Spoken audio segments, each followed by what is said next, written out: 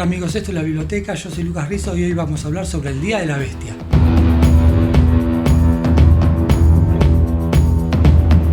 Bueno, como siempre les agradezco a todos los que están apoyando el canal, los que puedan y quieran. Abajo dejo el alias de Mercado Pago para los que puedan ayudar, les voy a agradecer y todos les agradecemos porque esto hace que todas las semanas tengamos un video y bueno, vamos al video.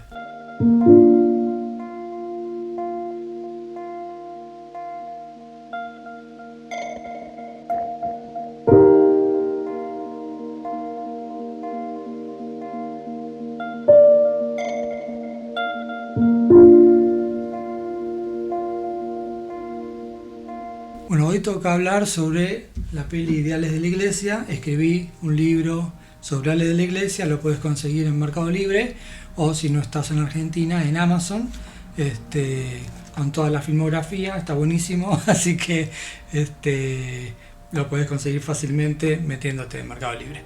Bueno, vamos con la peli. Bueno, Ideales de la Iglesia venía de dirigir Acción Mutante. Había hecho un cortito antes, que está buenísimo, Mirindas Asesinas. Acción Mutante había sido producida por Almodóvar, fue un éxito relativo en Japón, funcionó muy bien.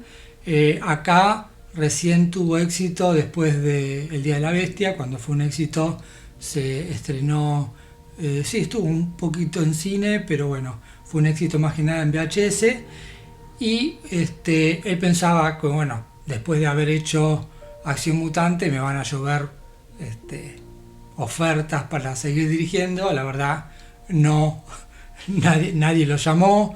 En Estados Unidos está esto de vos valés la taquilla que haya hecho tu última película. Alex de la Iglesia dice que en España eso no pasa, así que trabajó en la tele dirigiendo un programa que se llamaba Inocente, que era como cámaras ocultas. Debe haber sido parecido a lo que acá fue Videomatch, que más o menos fue para la misma época, donde hacían cámaras ocultas. En una muy famosa estaba Catherine Fulop, que acá es mucho más famosa, pero hubo un tiempo que fue conocida en España, donde le hacían creer a ella que había viajado en el tiempo y había terminado en Alemania, bueno, porque habían contratado actores que hablaban en alemán, bueno. ¿Qué es esto? No, pero esto no es niebla. Esto es niebla, hombre, claro. No. Pero no, dale. Vete avanzando, despacito. Es que no anda bien el coche. Sí, hombre, que sí. ¿En serio? Alberto. ¿Habla usted español? Pasó algo, Ana, no te das cuenta, estamos en otro país. Ahora, en este momento. Venga, Caterine, por favor. ¿Dónde estamos? ¿En Alemania? ¿Cómo que en Alemania? Señora, no lo va a creer. Estábamos en España hace 2 minutos. Venimos ahora De España.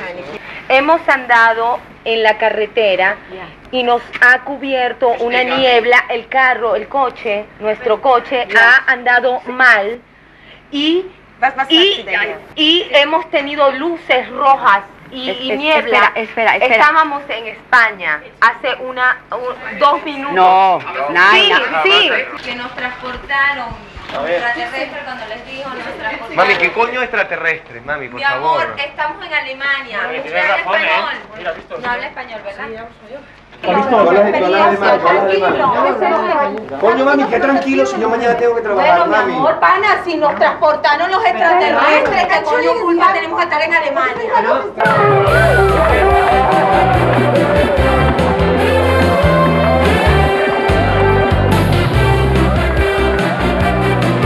Y era una cámara oculta, bueno. Intentó recaudar plata hasta que dio con Andrés Vicente Gómez, que era un productor muy importante en España. Había trabajado con Almodóvar en Matador, había trabajado con Vigas Lunas en La Ciudad de Lulú, Jamón, había hecho El Año de las Luces y venía de ganar el Oscar por Belle Époque de Trueba, o sea que estaba en el 92, ganaba Belle Époque, El Día de la Bestia del 95, o sea que era un productor que estaba en su mejor momento. Después iba a producir Torrente 1 y 2, o sea que dio con las manos indicadas Almodóvar no le quiso producir la película, primero porque estaba trabajando en Kika, y después porque no le atraía demasiado el tema de que la temática de la película estuviera alrededor de lo demoníaco, de lo satánico, como que le dio cosita y se quiso apartar de ese proyecto. La primera versión del guión no era una comedia, era una película mucho más oscura, incluso transcurría en la década de 20 con un protagonista mucho mayor. En las reescrituras empezó a aparecer el humor y fue cambiando la edad del protagonista y se fue acercando a la actualidad. Otra de las cosas que tuvieron que decidir era si la película estaba más cercana, quién contaba la película, a quién se la contaba, y si estaba más cercana a Taxi Driver o al Quijote.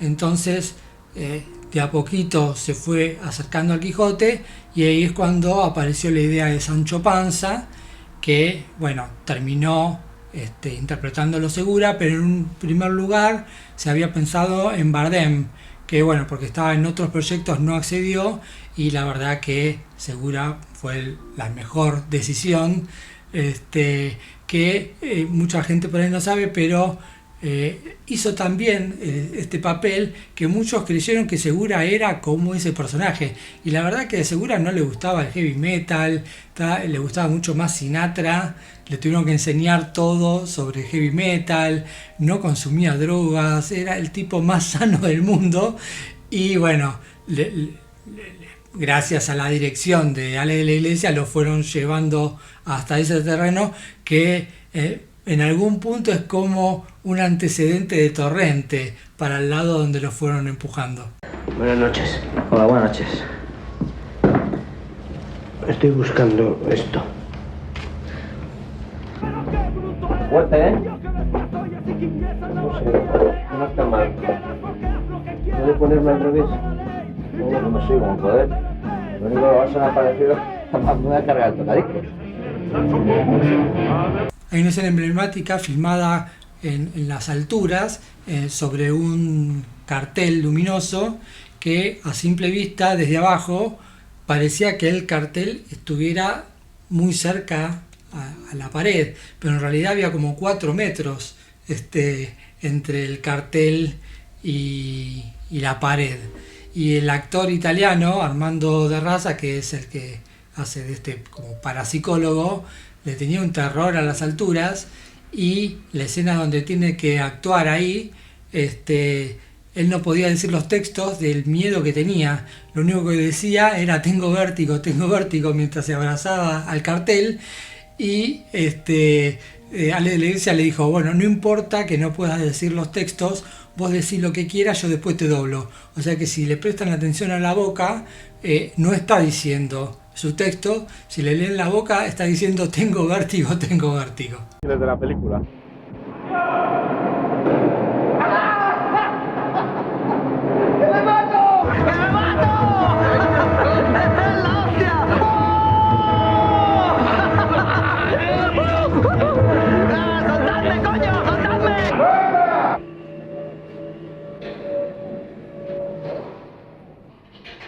Y acá aparece Teleré Pávez, que bueno, después iba a aparecer en casi toda la filmografía hasta que lamentablemente fallece, donde hace una escena muy peligrosa en la cual en esta época no existían los efectos por computadoras que existen hoy, y casi todos los efectos se hicieron en pantalla.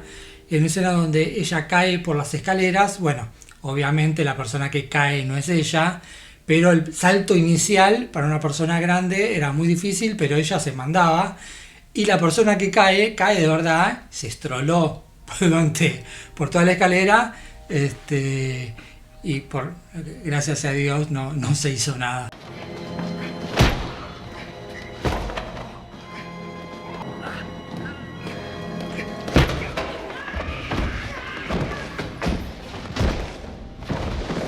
Y para encarnar al diablo, una de las preguntas que se hicieron es: ¿lo mostramos? ¿No lo mostramos? ¿Hacemos como en Tiburón? ¿Menos es más? Bueno, al final se decidió mostrarlo. Y es muy difícil, sin demasiado presupuesto, hacer un diablo convincente. Un gran diablo fue, por ejemplo, Tim Curry en Leyenda de Ridley Scott. Ese fue un gran Diablo, un gran efecto de maquillaje para Diablo. Bueno, acá lo que se hizo fue contratar a un actor sin piernas para poder hacer el efecto este de que tuviera piernas de carnero.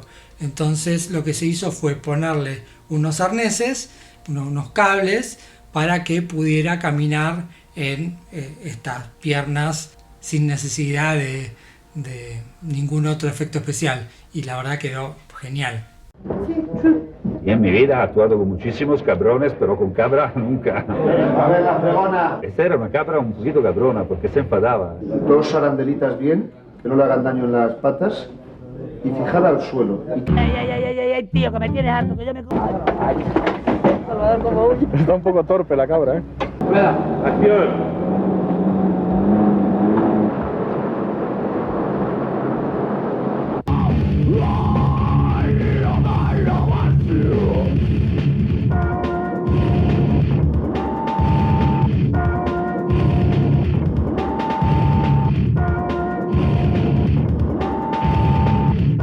Y hubo varios finales alternativos.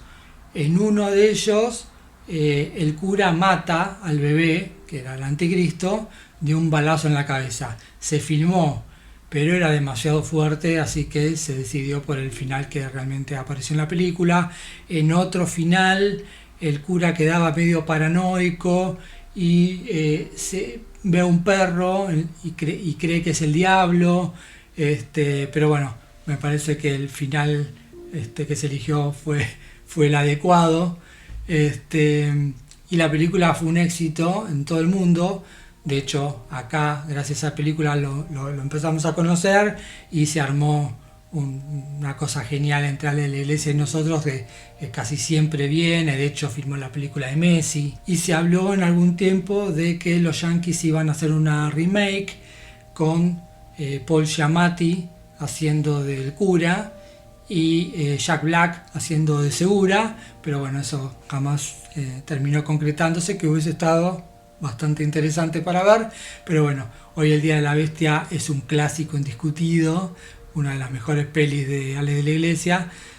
Si quieren podemos hablar de otras. Decime cuál es tu película favorita de Ale de la Iglesia y podemos hacer un video sobre esa.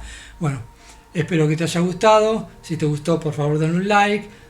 Te suscribas, si ves siempre estos videos, dale a la campanita, así te avisa cuando sale el próximo. Si podés apoyar al canal, te lo voy a súper agradecer en el próximo video. Y bueno, como les digo siempre, nos vemos en la próxima.